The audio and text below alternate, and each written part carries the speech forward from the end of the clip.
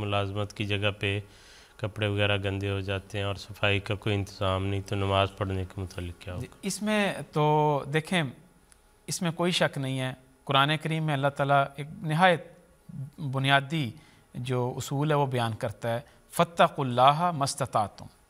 کہ جتنی تم میں طاقت ہے، جتنا تم کر سکتے ہو، تم اللہ کا تقوی اختیار کرو۔ تو جس حد تک آپ صفائی کا انتظام کر سکتے ہیں، اپنے کپڑوں کو تبدیل کر سکتے ہیں، نماز کے لیے الگ کپڑے رکھ لیں اور کام کے لیے الگ کپڑے رکھ لیں، اگر یہ ممکن ہے تو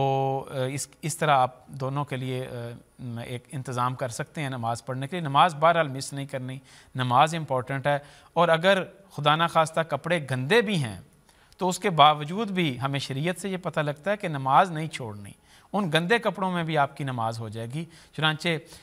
ایک شخص حضرت صلی اللہ علیہ وسلم کی خدمت میں حاضر ہوئے، اور ذکر ملتا ہے کہ انہوں نے عرض کیا کہ یا رسول اللہ، میں بھی ایسے کام کرتا ہوں اور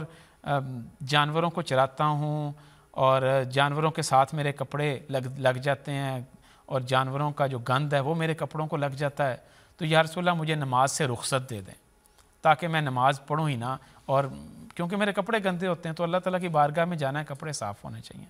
تو حضرت صلی اللہ علیہ وسلم نے فرمایا کہ نہیں، تم جس بھی حالت میں ہو تم نے نماز ضرور پڑھنی ہے، اور فرمایا کہ اگر نماز ہی نہیں ہے تو وہ دین ہی کیسا ہے جس میں نماز نہیں، جس میں مجاہدہ نہیں ہے۔ تو اس بنیاد کے اوپر